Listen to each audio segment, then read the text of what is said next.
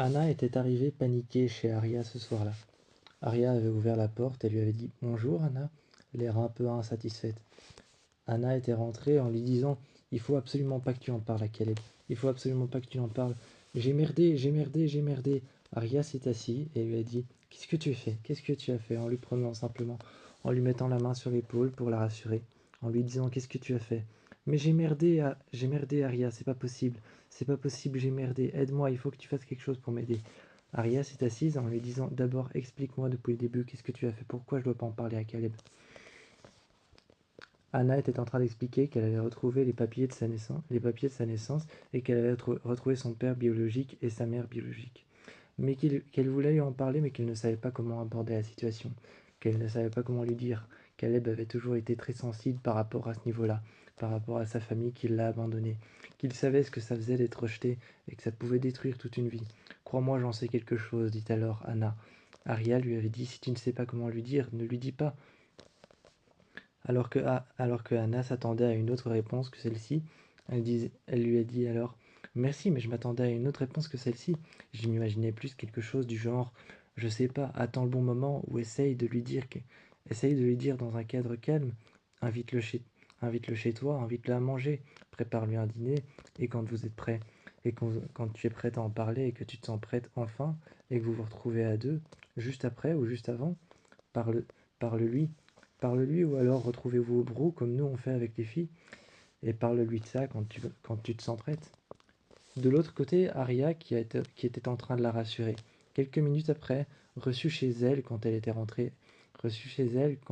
était rentrée, elle reçut un message de la part de A. Le message disait « Les dés sont jetés. » Le message disait « Les dés sont jetés. Il est temps de jouer. Il est temps de commencer à jouer. » Alors que Aria se demandait pourquoi ce message, pourquoi les dés sont jetés, il est temps de commencer à jouer. Quelques minutes plus tard, elle reçut un message de A encore une fois. Case prison. C'est tout ce qu'il était écrit, case prison. Ensuite, elle continua alors à faire comme si de rien n'était. Elle descendit et sortit. Elle sortit voir alors Spencer, celle qui était pour elle, celle qui avait le plus de logique, qui pouvait lui expliquer peut-être ce que ça signifiait, parce qu'elle était encore un peu dans le flou et ne savait pas du tout ne savait pas du tout quoi penser. Elle était allée voir Spencer et Spencer lui a offert un café. En lui disant « Tu veux un café ?» Ariel lui a dit « Oui, je veux bien », toute tremblante, elle récupéra la tasse. Elle se mit à boire, assise sur la table, assise sur le bord de la table, contre la table, elle se mit alors à boire avec sa tasse. Toute tremblante, elle lui dit « J'ai reçu ces messages. Tu peux me dire ce que ça veut dire ?» 2 messages l'un après l'autre de A. Les dés sont jetés, il est temps de jouer. Et le deuxième message par la même occasion, quelques minutes après, qui voulait dire case prison. Spencer était en train de regarder et de lui dire « Je sais pas, c'est peut-être un message pour te dire quelque chose, tu vas finir en prison. Si c'est un message pour me dire que je vais finir en prison, bah tant mieux, bah je préfère le nier. » Tout de suite, Aria lui dit alors bah, « Si c'est un message pour dire que je vais terminer en prison, je préfère le nier. Qu'est-ce que tu crois que je dois faire ?» Spencer s'est mis alors derrière elle en lui disant tout d'abord, tu vas te calmer, respirer un bon coup, tu vas boire, et si tu veux, tu peux rester dormir avec moi ce soir. Tu peux rester dormir chez moi. » Alors que la mère de Spencer traversa simplement avec sa mallette pour se diriger vers son bureau, traversa la cuisine. Spencer l'arrêta en lui disant « Est-ce que Aria peut rester dormir ici ?»« Oui, bien sûr, se retournant. »« Oui, bien sûr, dit alors Véronica en se retournant. Aria était en train de la regarder en disant « Merci, madame. Merci, madame. » Véronica continua, poussa la porte et entra dans son bureau. Elle installa sa mallette peut-être sur son bureau et commença à regarder les dossiers sur lesquels elle était en train d'enquêter. Un dossier sur Garrett et sur la disparition du corps dans l'église. Alors que les deux filles sont montées, Aria et Spencer, elles se sont installées sur le lit et ont essayé toutes les deux à commencer à décrire ce que A voulait dire par case prison et par les dés sont jetés, pétasse. Alors qu'elles essayaient de décrire ce message, mais que rien ne lui venait vraiment. C'était un peu vague, ça voulait tout dire et rien dire en même temps. C'était très inexplicite. C'était très inexplicite et ça ne voulait absolument rien dire pour elle, ni même pour Spencer, ni même pour Arya. Passant la nuit à essayer de décrypter ce message, elles se sont ensuite retrouvées toutes les trois.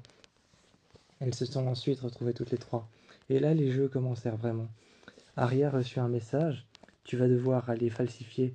Tu vas devoir aller falsifier et remplacer les papiers que Anna a trouvés pour pouvoir, pour pouvoir prouver à Caleb que c'est ses vrais parents. Tu vas devoir aller les remplacer par de faux papiers que tu trouveras dans une voiture abandonnée sur le bord de la route. Arya était en train de regarder ce message angoissée avec Anna qui était en train de rigoler avec Spencer et Emily, comme quoi elles avaient tous trouvé un amoureux, tous trouvé un conjoint et qu'elles pouvaient enfin démarrer une vie sans A. A avait disparu et avait arrêté d'envoyer des messages, mais pas Arya. Arya était en train de jouer à un jeu de vie et de mort et de trahison entre ses amis et entre A. La première étape du jeu de A était un jeu où elle devait aller falsifier les papiers. Elle devait les fausser et elle devait les rendre à quelqu'un, les rendre à A pour que la preuve que Anna avait de montrer à Caleb que c'était réellement ses vrais parents d'adoption disparaisse sous ses yeux et que la trahison puisse enfin s'installer entre Anna et elle. Arya ne voulait pas le faire, mais elle ne voulait pas non plus tomber sous la menace de A ou alors se faire torturer par lui, subir sa colère ou alors encore subir les choses que A peut très bien lui faire. Ça, elle ne le voulait pas, alors obéissa tout de suite à la lettre. Elle prit le message en compte. Prit sa voiture et partirent loin jusqu'à trouver une vieille voiture noire abandonnée sur le côté de la route. C'étaient les instructions que A lui avait données. Au lycée, le lendemain, juste au casier de Anna qui était en train de parler avec Mona, elle était en train de lui demander Anna, je dois te parler 2 minutes. Mona se dégagea un peu sur le côté. Elle se décala un peu sur le côté en disant Ah bah ok, je vous laisse entre filles. À cet instant, Mona était partie. Et Arya s'était appuyée contre le casier qui était juste devant celui de Anna. Anna, en train de se maquiller, était en train de lui demander Oui, alors, qu'est-ce que tu veux Qu'est-ce qu'il y a Tu veux me parler Arya, hésitante, hésita un petit peu. Arya, hésitante, hésita et attenda un petit peu avant de parler. Ensuite, elle ouvrit la bouche et dit alors Il faut que je te parle de quelque chose. Vas-y, je t'écoute. En regardant le sourire de Anna qui avait l'air toute heureuse de pouvoir enfin montrer à Caleb que ses vrais parents ne l'avaient pas oublié et ne l'avaient pas renié, elle était en train de voir son visage tout illuminé et savait qu'elle devait la trahir, mais que tout ça c'était la faute de A, qui la faisait jouer à un jeu malsain et morbide. Elle regarda Anna et lui demanda alors tout de suite, sans hésitation, où est-ce que tu as trouvé les papiers de certification que les parents de Caleb sont vraiment ses parents? Où est-ce que tu les as trouvés? Anna était en train de la regarder en lui disant l'air un peu curieuse de savoir pourquoi est-ce qu'elle voulait savoir ça. En lui demandant pourquoi est-ce que tu veux savoir ça, elle la regardait et lui dit pourquoi? Pourquoi tu veux savoir ça? Ferma alors son casier et Arya répondit simplement d'une voix un peu hésitante. Non, non, juste comme ça, juste pour savoir où est-ce que tu t'es trouvé. Si tu veux, parce que si tu veux, je peux aller lui en parler moi-même. Je peux aller lui dire moi-même. Arya, en disant ça, se rendit compte en ouvrant son casier qu'en disant je peux aller lui parler moi-même, elle donnait des idées à A. A était partout, il avait des yeux partout, même au lycée. Même au lycée, elle n'était pas protégée, et même chez elle. A avait des yeux partout. Elle pensa alors tout de suite qu'elle donnait des idées à A, en disant qu'elle pouvait aller lui parler lui-même, que ce message pouvait très bien être le prochain, ou alors que ce message pourrait très bien être un message de A qui lui sera envoyé en lui répondant que les papiers avaient été trouvés à un centre d'adoption dont le nom lui avait été donné par Anna. Elle lui dit alors merci, c'était juste pour savoir. Si jamais tu as besoin que je lui parle, je pourrais lui parler. Encore une fois, elle venait de répéter cette phrase et elle se disait il faut pas que je donne d'idée à A.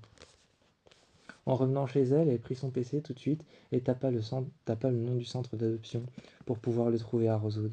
À Rosewood, elle trouva ce centre d'adoption. Sortie tard le soir, Byron l'arrêta devant la porte. Ella lui demanda où est-ce qu'elle allait. Et elle partit très tard le soir. En mentant, elle regarda son père dans les yeux et sa mère dans les yeux, en disant Ah, je dois aller chez Spencer, on doit parler de quelque chose. Je dois parler de quelque chose avec elle et je dois lui dire quelque chose. Quel genre de choses demanda Byron. Et ensuite, elle a poursuivi alors la même chose que Byron et demanda quel genre de choses, oui. Pourquoi partir si tard? Aria partit, ferma la porte et ne répondit pas. Tout simplement, à la porte, encore une fois, Byron poussa la porte, et Ella derrière essaya de lui dire Aria, réponds-nous. Mais elle ne répondit pas. Elle ferma la portière, démarra sa voiture, et trouva alors le centre. Une vieille femme avec des lunettes, une vieille femme avec des lunettes noires et avec des cheveux blancs accueilla chaleureusement la jeune femme. Cette jeune femme accueilla chaleureusement Aria, et et la regarda de haut en bas en lui disant En quoi puis-je vous aider? Elle sortit par le côté de son bureau en disant En quoi puis-je vous aider? En voyant un dossier qu'elle tenait en main sur lequel il était écrit Rivers. Sur lequel il était écrit Rivers, elle la regardait en lui disant Vous êtes en train de travailler sur ce dossier? Parce que j'en ai besoin. La jeune femme la regarda différemment, comme si elle ne voulait pas lui donner le dossier. Et Aria s'appuya alors s'appuya sur le comptoir en lui disant J'ai besoin d'en savoir plus sur la famille Rivers. Est-ce que vous en savez quelque chose?